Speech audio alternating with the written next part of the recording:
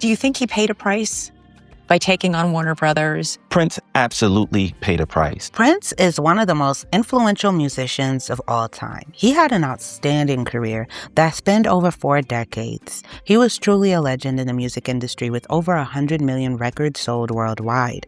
That's a record-breaking number that only few can match up to. But there are so many questions surrounding the mysterious life of Prince. So many things came out since his death, and we're going to get into all the rumors, allegations, and shocking details, and also highlight his wonderful career. I will not leave one stone unturned. But first, hey friend, welcome to my channel, karinealourde. We deep dive and break down the most iconic stars through history. If you're not yet subscribed, please be sure to do so. And if you're already subscribed, please turn on your notification bell so you never miss an upload. Now, without further ado, let's get into this video. Prince awards and accolades are equally impressive. He won 7 Grammy Awards throughout his illustrious career. Also received numerous American Music Awards, Billboard Icon Award, Academy Award, and Golden Globe Award. He was even inducted into the Rock and Roll Hall of Fame in 2004, the UK Music Hall of Fame in 2006, and the Rhythm and Blues Music Hall of Fame in 2016. And if that wasn't enough, he was inducted twice into the Black Music and Entertainment Walk of Fame in 2022. Talk about an impressive resume, right? With a catalog of over 1,000 songs, he was a prolific musician who released an incredible 39 albums during his life. Some of his most popular songs were Purple Rain, Kiss, When Doves Cry, Raspberry Beret, and Let's Go Crazy. Don't have to be beautiful. Just want your extra time and your kiss. Would you be the most beautiful girl in the world? I only wanted to see, baby. That purple everybody.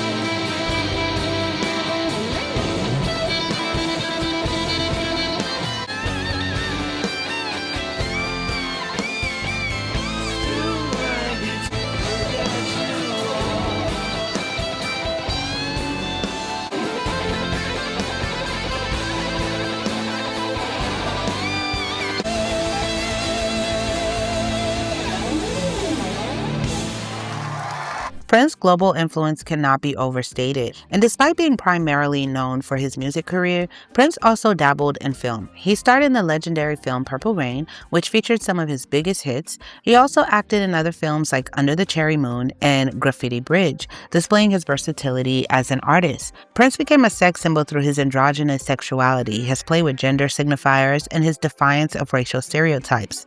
His unique fashion sense featured purple, alluring makeup, and frilled garments. Prince's androgynous look has been compared to the styles of Little Richard and David Bowie. Prince was recognized for the strong female presence in his bands and his support for women in the music industry throughout his career.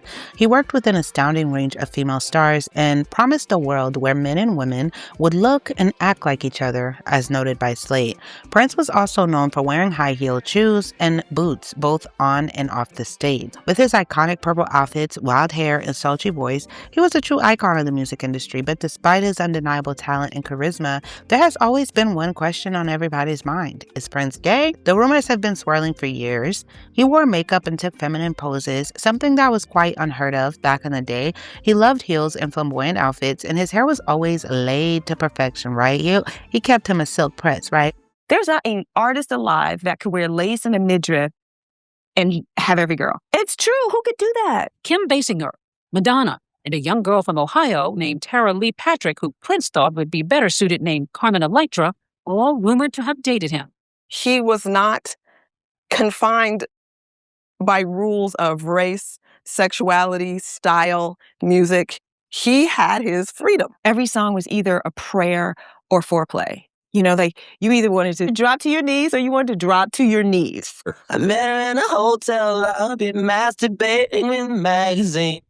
This Darling Nikki verse, deemed public enemy #1 by the Parents Music Resource Center. A lot of Prince's breaking down of barriers had to do with the way that he was appearing to be two genders at the same time. It's a motif that Prince would play with throughout his career, including ultimately wanting to be called a symbol that was both male and female. And there have been a few gay celebrities who claim to have slept with him. Boy George, who is openly gay, claimed he slept with Prince during an episode of The Voice UK. Some of his closest friends and former lovers have claimed that he was bisexual and had relationships with both men and women. Morris Day, his childhood friend and former bandmate, said in his memoir that Prince was not gay but had experimented with men. His former girlfriend, Vanity, also claimed that he had relationships with men, and I did a video for Vanity also. Prince had in several of his lyrics, some things that said he was in a bed with another man and a woman, and he didn't mind another man being between him and his women. Stuff like that made people speculate. But one thing for certain, Prince was a very sensually charged being, and according to a lawsuit filed by his former girlfriend of 2 years, Charlene Friend, in court documents obtained by the Daily Mail, Friend alleged that Prince would have bizarre, intimate parties where he had different theme rooms. So he had these secret parties, he had different rooms in them, he kept people in rooms at his homes and would have different acts in each room. He had cages, chains, dungeons, whips in these rooms. Sometimes he would watch and sometimes he would participate. This was his sanctuary. There he could do him, and he created it. Every room was tailor-made for what he wanted. Prince was very much about creating his own world, and that world had a name. It was called Paisley Park. Everything was custom-made to his liking. The rooftop pyramid lit purple whenever the artist was inside, but it was definitely not Neverland. Sometimes the fact that people don't grow old and kind of wither and, most of it, they're kind of left in, our mind's eye of them being that kind of perfect thing. I look at sometimes like someone like James Dean and kind of think, well, I don't know, I wasn't really around when he was doing his thing, if you like, but I'm saying you kind of look back and think, well, When you look back at old material, like I've looked at so much in the last 24 hours to prepare for this, do you look back at old stuff, risque stuff, and want to separate yourself from it? Well, when you're 20 years old, you're looking for the ledge. You want to see how far you can push everything. Mhm. And 30 years ago, there's a lot of things I don't do now that I did 30 years ago. And there's some things I still do. And if I have to take this out, you tell me I have to take this out. But I remember one time we went down the way south of Wilshire to an after hours spot and hung out and partied. That's something that we'll probably back there. Remember that house? We were sitting in a house and Vaguely. yeah. They take you in and they chain the door and it's a pit bull and they give you a drink in a paper cup and he wouldn't touch nothing. It was crazy. And Prince was sitting in this house. He wouldn't drink nothing. He wouldn't touch nothing. And he was trying not to breathe. He had a cane. Friend also alleged in a lawsuit that Prince ran hot and cold, treating me nicely than being cruel. He would kick me out of bed, ordering me to sleep elsewhere. I would want to leave, but he would prevent me. He said I belonged to him. He also demanded that I be on call for him. Prince threatened to have me killed after we broke up, saying no one else could have me. Prince did end up denying all of these allegations. But then there's the other side of the coin. Prince was also called anti-LGBTQ because he spoke out against gay marriage. The comments he made about religion and sex were often confusing, but the consensus was that he was against same-sex unions. This led to a lot of backlash, with many in the LGBTQ+ community feeling hurt and excluded by someone they had long adored and actually supported. As with most things in life, it's complicated. It's true that Prince was a flamboyant figure who defied gender norms in his appearance and behavior, because he's a performer, so he has to keep you guys interested visually. Likewise, just because Prince spoke out against gay marriage doesn't mean he was inherently, homophobic, a phobic, It's possible that he had a more nuanced view of sensuality and religion that we just don't know about, or it could be that he was struggling with his own feelings and projections. But regardless of where you fall on the spectrum, one thing is for sure, he was a true talent and unforgettable performer who left an incredible mark on music history, and many people really don't care. They don't care how he identified as, or and numerous artists, including Beyonce, Justin Timberlake, Bruno Mars, Rihanna, Alicia Keys, Usher, Janelle Monáe, The Weeknd, Lady Gaga, Lorde, Marilyn Manson, Lenny Kravitz, Andre 3000, Frank Ocean, Miguel, Maya, Her, and Beck have cited Prince as an influence and inspiration. Let's get into his childhood. Prince was born Prince Rogers Nelson, known simply as Prince. He was born in the heart of Minneapolis on June 7, 1958. He was the son of jazz singer Mattie Delashaw and pianist and songwriter John Lewis Nelson. All four of his grandparents hailed from Louisiana, adding a southern flavor to his Midwestern roots. Despite the grandeur of his name, Prince preferred the more humble nickname Skipper, which stuck with him throughout his childhood. From a young age, Prince faced health challenges. He was born epileptic and suffered seizures. However, he recounted a poignant story from his youth. He said, "My mother told me one day I walked into her and said, 'Mom, I'm not going to be sick anymore.' And she said, 'Why?' And I said, 'Because an angel told me so.'" End quote.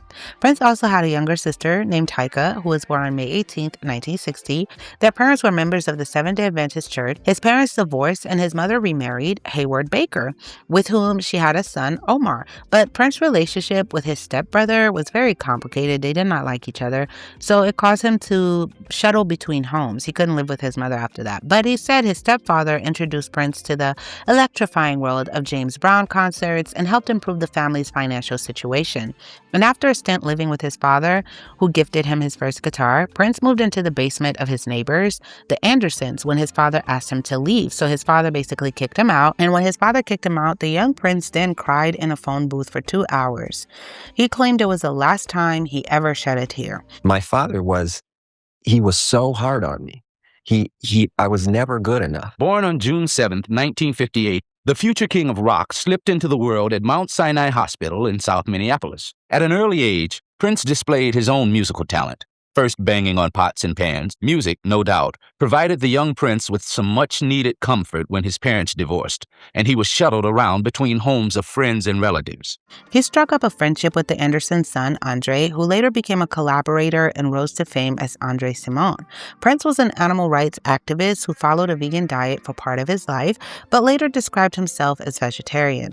And Prince attended Bryant Junior High and then Central High School in Minneapolis, where he showcased his athletic prowess on the football, basketball, and baseball teams. He also nurtured his artistic side, training in classical ballet at the Minnesota Dance Theater through the Urban Arts Program of Minneapolis Public Schools. While still in school, Prince crossed paths with songwriter and producer Jimmy Jam in 1973. Jam was immediately taken by Prince's extraordinary musical talent, his mastery of various instruments at such a young age, and his fierce work ethic. And as we all know, the rest is history. So now, let's get into some of his controversies, right? He has some crazy rules for himself. According to Vulture, an anonymous Prince employee said, no crew member were allowed to look at him or talk to him. I literally saw him fire a guy for looking at him. He just said, "Why is that guy looking at me? Tell him to leave," end quote. He doesn't let reporters record interviews also. He was very picky about who interviewed him. Some in the past have taken my voice, he said, and sold it. And he also does not like cell phones. But we're going to get into that a little bit later. Now, in terms of lawsuits, he had plenty. Prince had a storied and tumultuous relationship with his record label, Warner Bros. The tension reached a boiling point in 1993 during negotiations for his album, The Gold Experience. At the heart of the dispute were issues of artistic freedom and financial control over Prince's music. As the legal battle raged on, Prince made a bold and unforgettable public statement. He began appearing in public with the word slave written across his cheek. This act of defiance was a symbolic protest against what he perceived as the restrictive and exploitative nature of his contract with Warner Bros. Prince changed his name to an unpronounceable symbol, often referred to as a love symbol. He revealed that his drastic decision stemmed from his frustration with feeling that even his name was owned by the record company. Through this period, Prince also began using pseudonyms as another way to separate himself from the music he had created under the control of Warner Bros. I don't consider it proper that my creations belong to someone else. I can go up to a little kid on the street and say, "Do you know that I don't own Purple Rain?" And they're appalled by that. No, I think once I started writing slave on my face, I pretty much knew the outcome. I mean, you have to understand that that word on one's face pretty much changes the dynamic of any meeting that you're in when they see it. Yeah. Well, the record company didn't really say too much. They just kind of... All right, what's the business at hand today? The music business runs like this. You'll have a manager, you'll have an attorney, you'll have various record company people. Everybody's taking a cut of everything that you do. When you're in the fold, when you're in the club and everybody's getting a piece of everything, you're a tour, you're publishing, any endorsements, when they're getting a piece of all of that, you will have hit records. The moment you step away from that and you want to, in fact, take control of your own life, your own experience, then you'll find you're not hot anymore. In 2007, Prince turned his attention to the digital realm, announcing his intention to sue YouTube, yes, YouTube, and eBay for hosting his copyrighted material without permission. To enforce his rights, he enlisted the help of Web Sheriff, an international internet policing company. However, Prince's stringent control over his copyrighted material sparked backlash from his fan base. And on November 5th, several Prince fan sites banded together to form Prince Fans United, pushing back against what they claimed were Prince's attempts to stifle all use of his likeness, including photographs, image, lyrics, album covers, and more. So his own fans turned against him when he tried to get their pages, his own fan sites, taken down. So he was Doja Cat before there was a Doja Cat. So Prince lawyers argued that these uses constituted copyright infringement, while Prince Fans United countered that legal action. The legal actions were attempts to suppress critical commentary about Prince. This clash underscored the complexities of copyrighted law. Now, in terms of relationships, Prince was romantically linked with many women over the years. I'm not going to get into all of his relationships because I already either did videos for the woman or have videos coming up real soon. I'll focus on one of the most heartbreaking ones instead, which is Mayte. When he first laid eyes on 16-year-old dancer Mayte Garcia in 1990, he knew she was the one. He pointed her out to his bandmate Rosie Gaines, calling her his future wife. And soon enough, she became one of his backup singers and dancers. And after years of touring with Prince, Mayte and him finally tied the knot on Valentine's Day in 1996, when she was just 22 and he was 37. But their love story was short-lived and fraught with heartbreak. The couple suffered a terrible tragedy where their son Amir was born with Piper syndrome and passed away a week later. And unfortunately, Mayte suffered a miscarriage soon after, causing immense strain on their marriage. And despite being together for 4 years, their relationship came to an end in the year 2000. Reports claim that the couple grew apart due to their diverging interests and the tragedies they had faced in their lives. The couple always had a bit of a scandalous reputation, given their significant age gap and Prince's reputation as a womanizer. But it wasn't until years later that Mayte spoke out against her ex-husband, alleging that he has mistreated her. In her memoir, The Most Beautiful, My Life with Prince, Mayte claims that Prince physically took advantage of her, forced her to undergo multiple painful plastic surgeries, and even controlled her eating habits to the point of anorexia. She also alleged that he refused to seek proper medical treatment for her son, leading to his tragic death. She also spoke about how Prince had isolated her from the rest of the world, making her feel trapped and helpless. His wife wasn't allowed to call him on the phone either, okay? Even when we were married, Garcia said in the same Daily Mail article, I had to wait for him to call me. I have no idea why he never actually said, end quote. Let's say you call me. Hello? What do you say? This is who? I don't say that too much. What would you say? You must make some. Do you ever call anyone? Very seldom. I don't like telephones. You don't? No. So it's rare that you hit a button and dial a number? Usually the people I call are people that I'm close to, and they know my voice. What does Mayte call you? Honey. She never really called me Prince. She never, even when you were Prince? Yeah, she never. Yeah. A belly dancer half his age named Mayte Garcia, who told VH1 her meddling mom connected her with Prince at a concert in Spain. The couple would marry on Valentine's Day in 1996. He lost 2 children with Mayte during their marriage and also his own parents, but he never really spoke out about it. That was Prince alongside his then-wife Mayte Garcia on the Oprah Winfrey Show back in 1996. Little did Oprah know they were hiding a devastating heartbreak, the loss of their newborn son. It was probably the worst thing that's ever happened in my life. Not long after that, Oprah came to visit Paisley Park. Yes. And both of you had to step up and pretend like nothing was wrong. There was a part of me that I didn't want to do it. I couldn't. I was like, if I see Oprah, I'm probably going to break down crying. What is the status of your baby, your pregnancy? Yeah. Well, our family exists. Mm-hmm. You look at the video, I look at him like, it's on you. Mayte and Prince's son, Amir, who suffered from Piper syndrome type 2, a rare genetic disorder, was born in October 1996 and only lived 6 days. Despite their tumultuous and controversial relationship, Mayte still has fond memories of her time with Prince. In an interview, she described him as a beautiful, kind, and artistic soul who had a unique way of seeing the world. She also said that Prince had loved her deeply and that she had loved him back just as much. And Prince married Manuela Testolini, a Canadian businesswoman of Italian and Egyptian descent, in a private ceremony in 2001. He really loved exotic-looking women, right? He had affinity for that, right? Separated in 2005 and divorced in May 2006. Prince, a man known for his otherworldly music talent, was also a spiritual explorer. He sought to weave together the cosmic mysteries of the zodiac, the mystic power of the third eye, and the concept of reincarnation with the Christian teachings he'd been raised on by his Baptist mother and Seventh-day Adventist father. His former wife, Mayte Garcia, described him as always a spiritual seeker, fascinated in all possibilities. So he'd go back and forth from Christian ideologies to, differing views.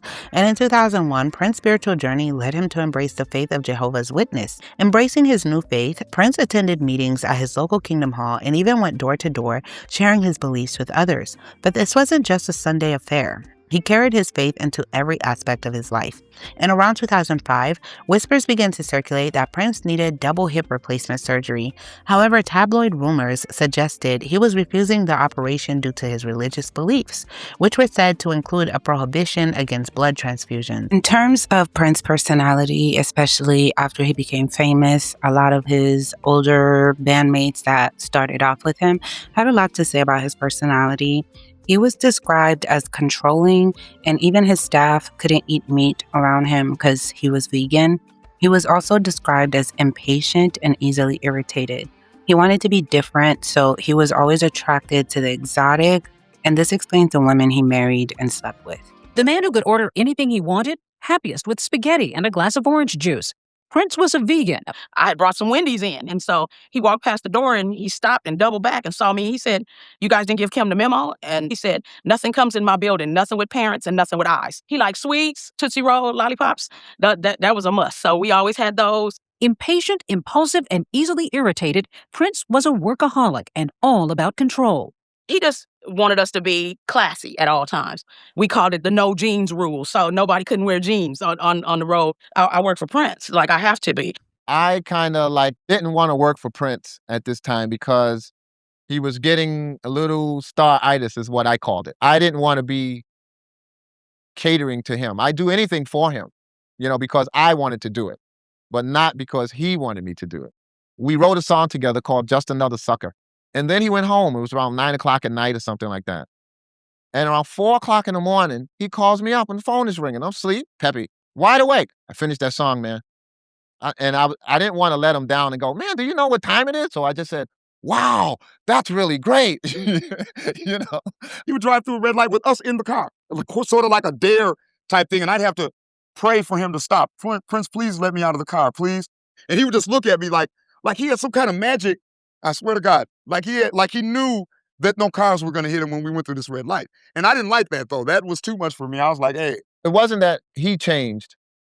It was the people around him that changed because he could get anything he wanted from people that it affected him. When you get 10, 15, 20 people who want to do stuff for you all the time, then you go, "Oh, okay.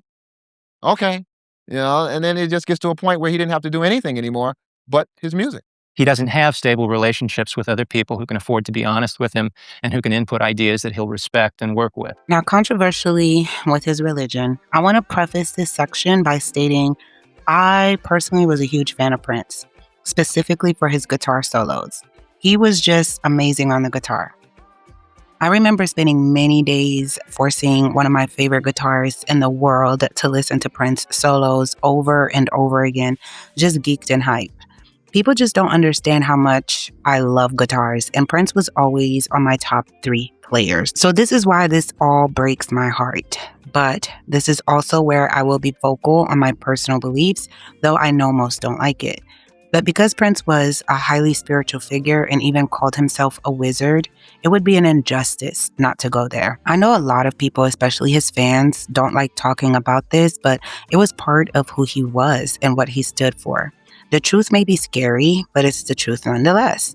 Claims regarding Prince and the occult primarily stem from anecdotal accounts, particularly from singer Sinead O'Connor, who alleged in her 2021 memoir Rememberings that Prince was a devil worshiper who dabbled in occult practices.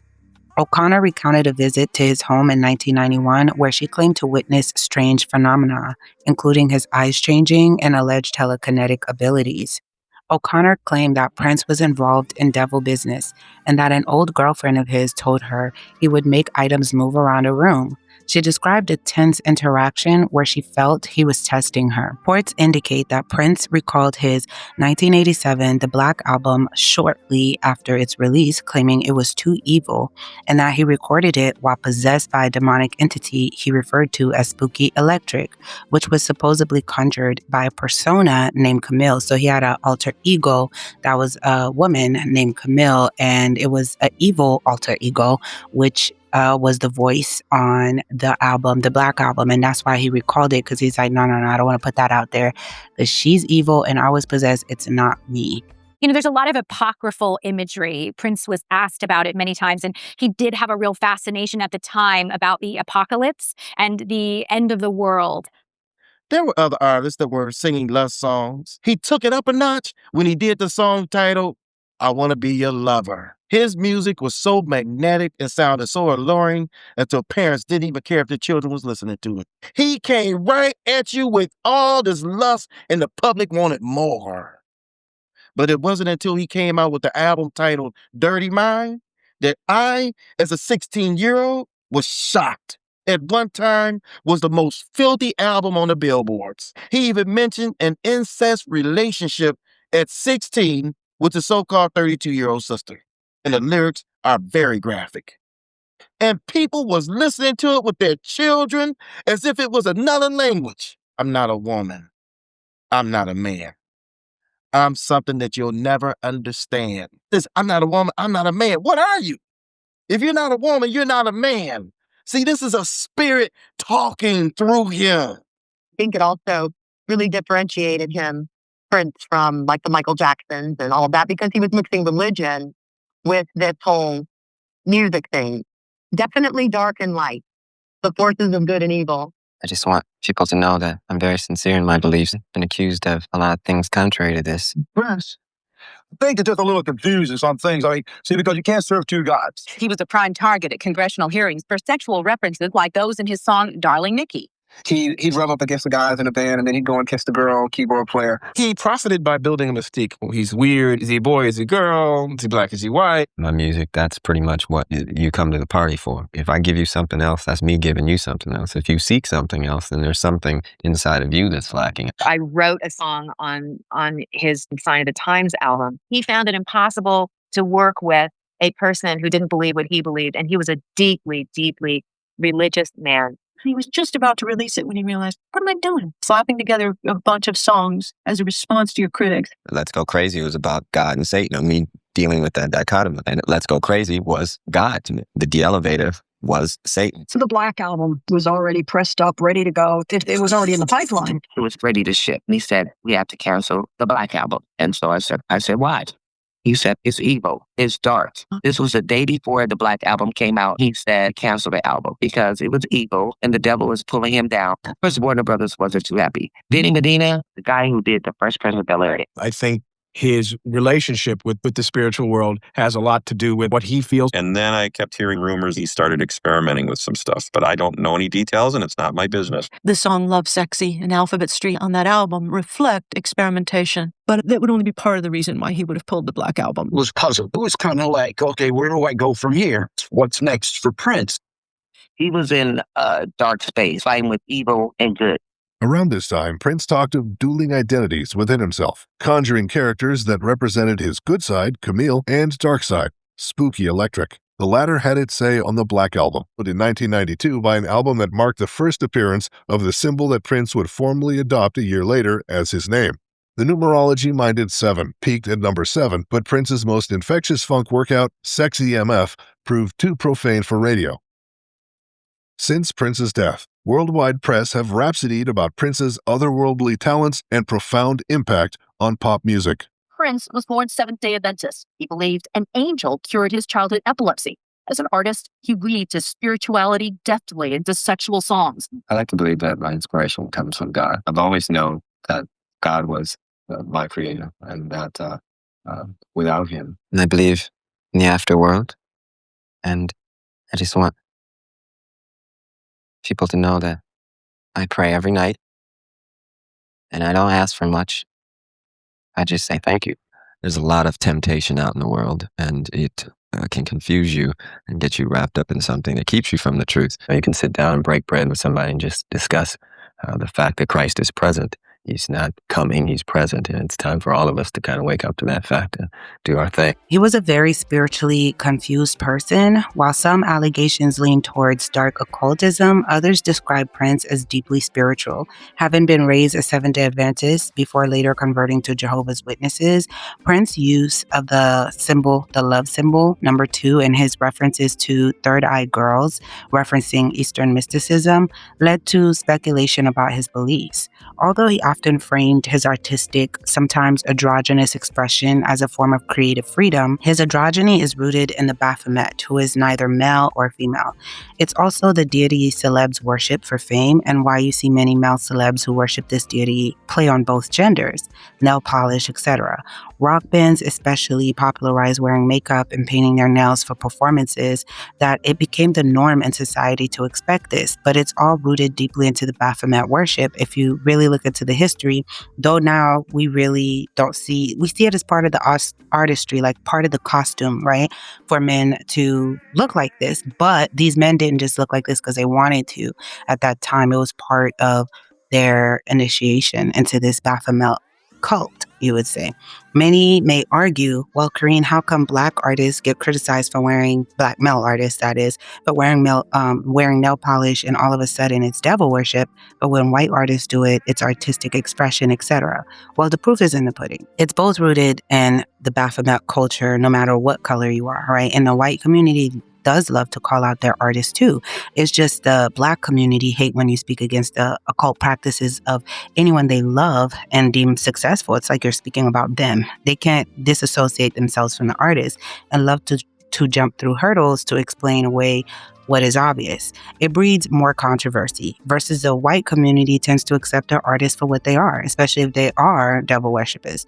But I'll show you a clip from Rap Daily Official that shows you that Baphomet is indeed the god these artists worship, specifically, especially in the rap genre, mostly too, but all of them do. But I want to show you in terms of our black artists. Some say it's just an act, a shtick, while others say the deal has been struck between the artist and the devil, exchanging their precious soul for fame. Samir Woods, professionally known as Lil Uzi Vert, has always been explicit in his use of satanic imagery, following in the footsteps of rock provocateur Marilyn Manson. Using satanic imagery, lyrics, and merchandise have been used to incite controversy. Performing at the 2018 Wireless concert, the Philadelphian rapper stopped the EXO Tour Life instrumental to share a message with the fans. Before everybody starts screaming and saying, oh, like I told y'all earlier, you motherfuckers enter the rapture. And if ain't nobody flying up to heaven right now, obviously all y'all motherfuckers going to hell. Right with me. He also added, let's get it.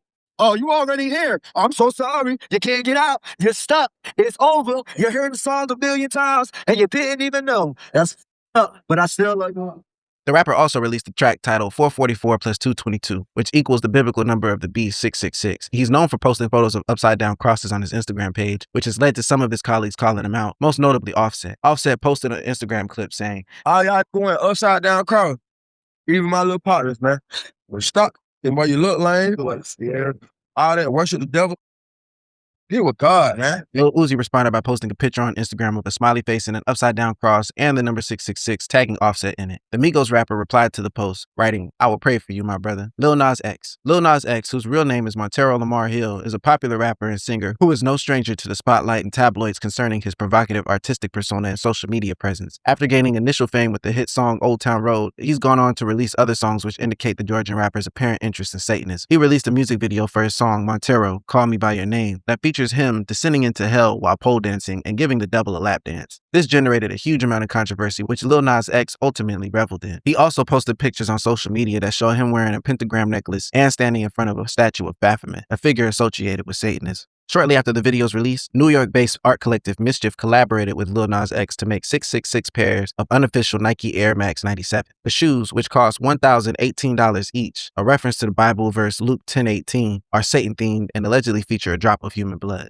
Playboi Carti is no stranger to the satanic lifestyle. His 2020 album, Whole Lotta Red, featured several Satanesque references, as well as vampiric imagery and more. The Atlanta rapper garnered this attention from hit singles like Magnolia and Woke Up Like This, as well as his debut album, Die Lit, in 2018. In anticipation for his second album, Whole Lotta Red, Playboi Carti announced a collection of new merch, the bulk of which includes inverted crosses and pentagram necklaces. The 16-piece merch collection featured 12 types of clothing options, along with 4 household items. The sweaters and shirts have upside-down crosses and statements like Black Leather Devil printed on them. Immediately after images of the merch went live on the internet, fans began talking about the clothes' satanic appearance. He recently caused a frenzy amongst his fans when he displayed a Satan tattoo on the back of his neck. The Atlanta native shared a photo of his new ink on social media, which shows the word on his neck atop other eerie tattoos that have already faded. Others ridiculed Carti's fans for making a big deal out of the new tattoo when it was obvious the rapper had been using satanic imagery in his work since 2019. Tyler, the Creator. Tyler, the Creator is known for his controversial and often shocking lyrics, and his music often touches on satanic themes. He also includes satanic imagery in his music videos and live performances. When Tyler and his alternative hip-hop group, Odd Future Collective, first appeared in the early 2010s, the group was labeled as a bunch of devil-worshipping deviants. From having merchandise adorned with 666 and inverted crosses to the lyrical content, the group's references to Satanism were a topic of discussion on numerous forums and hip-hop threads. Tyler's 2011 debut album, Goblin, is full of satanic references. On the album title track, Tyler is constantly alluding to how he's seen a devil worshiper. Oh, that's a 336. Isn't he a devil worshiper? Because I'm too fucking ignorant to do some research. After releasing his 2009 debut mixtape Bastard, Tyler did an interview where he talked about the satanic references as well as where it all came from. He said, "My grandmother once told me I was from hell since I was so evil. I kind of took that and flipped it. Since I didn't have a father, I sort of went to this devil guy as a role model." Onfroy had a well-documented interest in the occult right from a young age. He had a collection of occult books and even took part in rituals. On his XXL freshman cipher and his track, I Spoke to the Devil in Miami, he said everything would be fine. Onfroy mentioned selling his soul to Satan. In this track, X reminisces about his past wrongdoings, detailing a hypothetical conversation with Satan about the state of his soul. Some standout lyrics from the track include, "Spoke to a Baphomet, said he would save me if I gave him one thing he needed. What is this thing I pleaded? Boy, it's the key to even, yeah." Baphomet here refers to the enigmatic goat figure found in satanic imagery. The symbol represents Satanism and occultism. In this case, the Baphomet correlates to Satan, who wants one thing, X's soul. On his Trippie Redd is an American rapper and singer who has been gaining popularity in recent years in the SoundCloud rap scene for his unique blend of rap and emo music. He's been known to incorporate elements of Satanism into his music, often referencing Satan and using imagery associated with Satanism, such as pentagrams and horns. In many cases, they are used as a way to shock and provoke, as well as incite controversy among his fans and haters alike. He was seen posting this image on his Snapchat, which includes occult symbolism such as the all-seeing eye, the head of Baphomet, the biblical number of the beast 666, as well as the pentagram. This is Trippie Redd's arms, tattooed with several inverted crosses. Above the inverted crosses is the tattoo saying, "Demons at play." In this picture, his shirt says, "Take me to hell, tell me it's heaven," as a woman hugs the devil. The official music video for his hit song, Topanga, features a very eerie atmosphere with numerous heads of the Baphomet seen, as well as a pentagram with candles all around it. The Ohio native was also seen flexing Lil Nas X's bloodstained Satan shoes on his Instagram. In the music video for the hit track Illuminati by Lil Pump and Anul AA, the video starts with Anul AA laying in a coffin, then immediately comes back to life and starts rapping. This represents initiation rituals in which the candidate dies and becomes reborn. When he starts rapping, we see an image of Baphomet flashing on the screen. Then, Lil Pump is seen surrounded by masked people in what looks like an initiation ritual. His verse begins like this: "Illuminati, might wake up tomorrow and buy a Bugatti. Illuminati, swerving in a Rari while I'm out of Oxy." Essentially, Lil Pump says the Illuminati allows him to purchase a Bugatti and drive a Ferrari while incapacitated on opioids. The video also features Lil Pump surrounded by hellfire, as well as other notable signs of the occult, including the one-eye sign and the head of horn beat up by Young Thug featuring Lil Uzi Vert, is one of the most blatantly satanic music videos in the history of rap, and you only need to see the first 7 seconds to convince you. This video has no cohesive theme or narrative. It is essentially Young Thug and Lil Uzi Vert bouncing around while intense occult and satanic symbolism flash on the screen. The video description is basically, "We own these two dudes," as the entire set looks like a satanic lodge. The video begins with the soulless girl crawling on a checkerboard floor surrounded by red drapes. To make things extra satanic, the scene is upside down. It also includes numerous shots of owls, which have been a long-time symbol representing the occult elite. There is also a shot of a girl with 7 eyes, which can be alluding to several Bible verses mentioning the 7 eyes of the Lord. Sa Baby. One of the lesser-known rappers on the list, Saheem Malik Valerie, professionally known as Sa Baby. The Atlanta rapper gained widespread popularity in 2017 after the release of his song, Pull Up With a Stick. He's also infamous for being the creator of unknownism, a life philosophy that he described as accepting the fact that you don't know everything and you question everything. Unknownism has gradually gained a devout following following, but many of his critics believe the philosophy is just another form of Satanism. For the 21-year-old rapper, 666 or an inverted cross has nothing to do with Satan, but black affirmation. He once said that 666, that's 6 protons, 6 electrons, 6 neutrons, that equals carbon-12. Carbon helps make melanin, so that's the scientific makeup of people of the same skin color as me. In short, he's trying to say that 666 is actually about black power. Maybe, maybe not. There is a reason why a popular slogan says symbols rule the world, not words nor laws. Words can be twisted to mean anything, but symbols do not lie. Juice WRLD.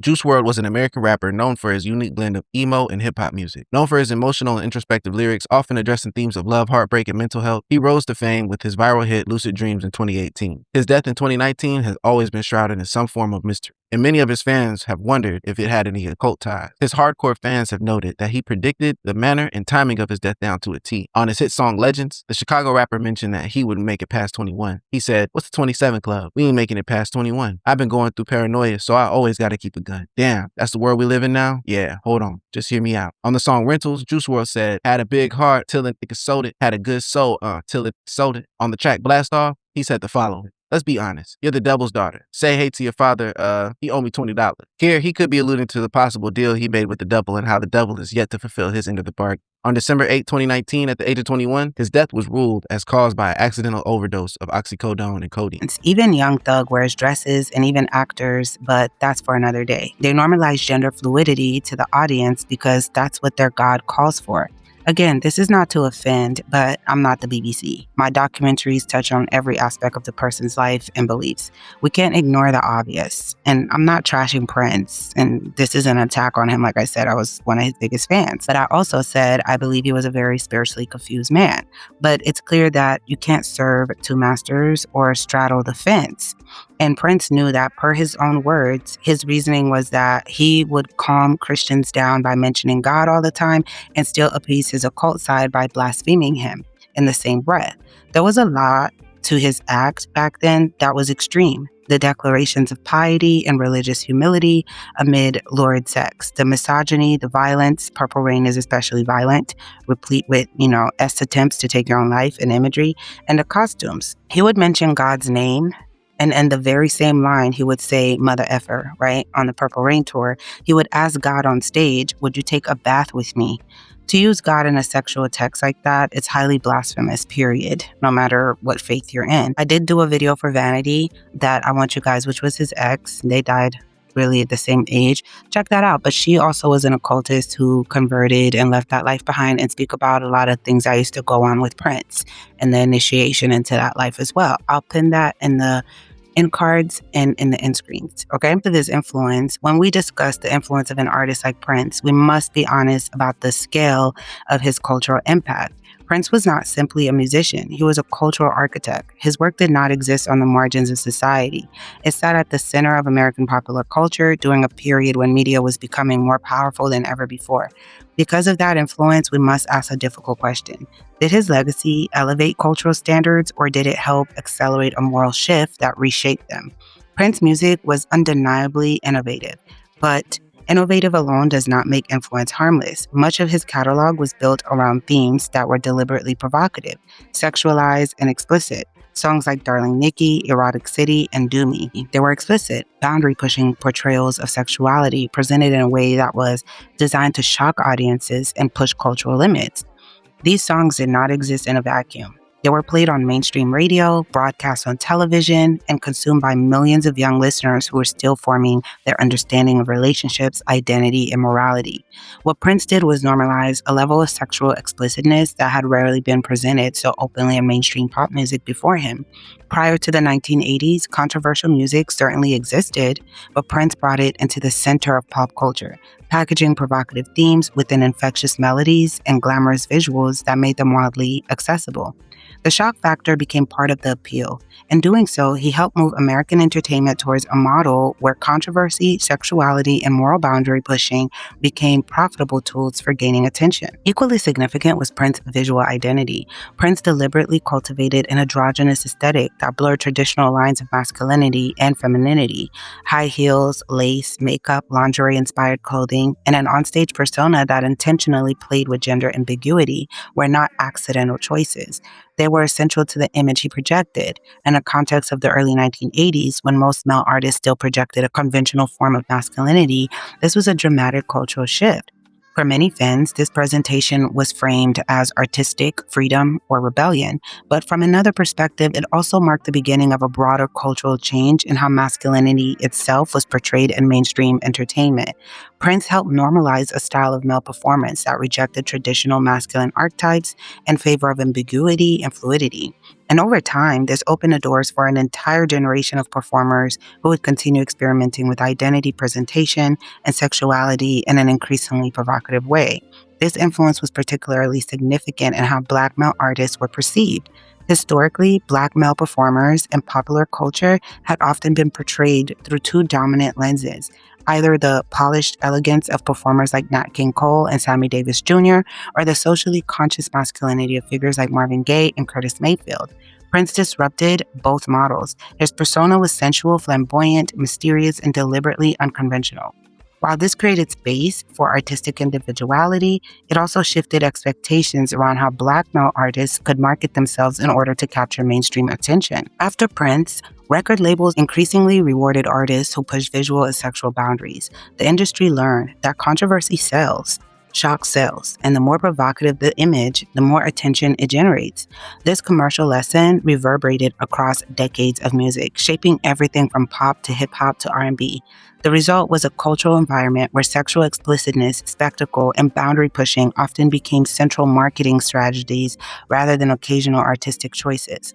Prince did not create every cultural change that followed him. No single artist ever could, but it would be intellectually dishonest to ignore how influential he was in accelerating these shifts.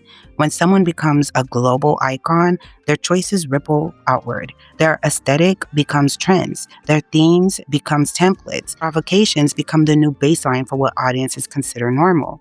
So the question is not whether Prince was talented. That point is beyond debate. The question is whether that talent was used in a way that elevated cultural standards or eroded them. When we examine the explicit themes, the deliberate sexual provocation, and the intentional dismantling of traditional masculine presentation, we see an artist who helped redefine what was acceptable in mainstream entertainment. And with that redefinition come consequences. The boundaries moved. What once shocked audiences became ordinary. What once seemed controversial became mainstream, and that shift continues to shape American culture today. That is why Prince's influence must be understood, not only as musical brilliance, but as a powerful cultural force that helped accelerate a broader moral transformation within popular entertainment. All these great musicians, I think Prince is sort of the pinnacle of greatness when it comes to musicians making pop music in the early 80s. Mayer says he was still a young child the first time he heard Prince. What did it mean to hear a guy sing that way about sex? I was too young. I didn't understand sexual innuendo. As an influencer, he extended even beyond the confines of music. I don't ever expect genius not to come with madness stapled to its back. Artists like Lenny Kravitz, Beyonce, and Usher. There's just something about a falsetto that I think women go crazy over. There's not a person, whether they were in country music or jazz or even in symphonic music, that has not heard Prince and has not been influenced by something that he did. There was plenty of sex and controversy in Purple Rain as well. Was it shocking when it came out? Certainly Purple Rain was daring when it came out. You couldn't have Prince without having that sort of daring sexuality right at the center of it. Our focus was always to push the envelope of normality and try and get into things that we wouldn't normally do. Anything that was not natural, not a normal process within the recording system back then, we would be playing with. With the release of Purple Rain, Prince was vaulted into superstardom. His royal badness became a household name. He wrote his first song when he was, I think, 7 years old, and he went on to sell over 100 million albums, 100 million albums. He contributed to fashion, he contributed to film, he contributed to music. But the one constant in his life that sustained him and sustained his creativity was his work ethic. From the beginning, Prince and his music were androgynous, sexy, and provocative. No other contemporary artist blended so many diverse styles into a cohesive whole. Prince experienced a series of health complications leading up to his untimely death on April 21, 2016. On April 7, 2016, he had a consultation with Dr. Michael T. Schollenberg, a family medicine specialist based on the Twin Cities, and at this time he was forced to postpone 2 performances at Atlanta's Fox Theater due to a debilitating bout of influenza. And despite his ailment, he rescheduled and delivered a memorable performance on April 14th, although he was still unwell. On the early morning of April 15th, while flying back to Minneapolis, Prince became unresponsive. His private jet made an emergency landing at Quad Cities International Airport in Moline, Illinois. There, he was rushed to the hospital and administered naloxone, a life-saving medication used to counteract opioid overdose. He regained consciousness but left the hospital against medical advice, with representatives attributing his collapse to dehydration and prolonged influenza. The following day, he was seen cycling in his hometown. Tragedy struck on the morning of April 21st at 9:43 a.m. A distress call was placed to the Carver County Sheriff's Office, requesting an ambulance for Prince at his Paisley Park residence. Emergency responders found Prince unresponsive in an elevator, and despite their attempts at CPR, he had been dead for at least 6 hours before their arrival and was officially pronounced dead at 10:07 a.m. No signs of him taking his life or foul play were found. It was 9:43 Central Time Thursday morning when sheriff's deputies found the music legend unresponsive inside of an elevator that led to his living quarters. Sharon Jackson, who works for the local paper, the Star Tribune, attended the event, not as a reporter, she says, but as a fan. He spoke for a couple more minutes and he said, "Wait a few days before you waste any prayers." Just days before his death, Prince's private jet made an emergency landing in Illinois due to him suddenly becoming ill. The musician was transported to hospital, where he was given a so-called save shot of Narcan, an antidote often used in suspected drug overdoses. In addition to all of the reports about Prince's clean living, his veganism, his Jehovah's Witness beliefs, there are also a wide array of reports about his opiate addiction, about his love of pills, and some of the less kind of clean living things that may have happened towards the end of his life and in fact contributed to his death. On June 3, 2016, it was confirmed that Prince's death was a result of an accidental overdose of the painkiller fentanyl.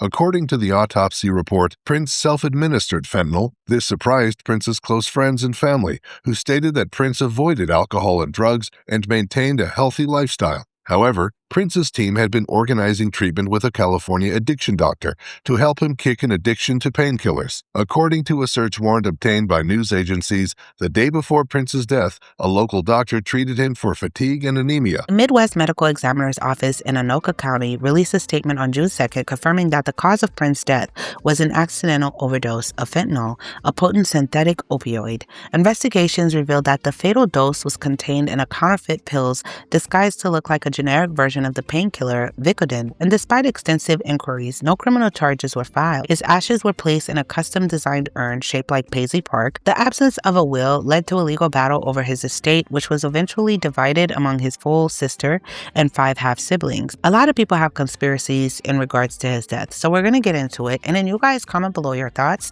What do you think? I don't have no opinion. No, okay? A lot of people think that Prince was offed after spreading the word about chemtrails. What are chemtrails, you might ask? Chemtrails is a visible trail left in the sky by an aircraft and believed by some to consist of chemical or biological agents released as part of a covert operation. Of chemtrails. I was a kid, I used to see these trails in the sky all the time. And so that's cool. A jet just went over. And then you started to see a whole bunch of them. And the next thing you know, everybody in your neighborhood was fighting and arguing and you didn't know why. I would recommend that everybody try to get what he said online or wherever. If I sit here today, and these are all white folks, and they're putting some sleeping pill in my water, and I sit up here and doze off and go to sleep, and everybody told in the world, niggas is lazy. No, that's because you too naive enough to know what they putting in my water. What are you putting in my malt liquor, white boy? Malt liquor is made by white companies, but only sold in black neighborhoods, and you ain't checked it to see what's in it. Huh? Manganese will make you kill your mama. And let me tell y'all something. If you want to see the largest homicide rate in the world, it ain't in no black ghetto in America.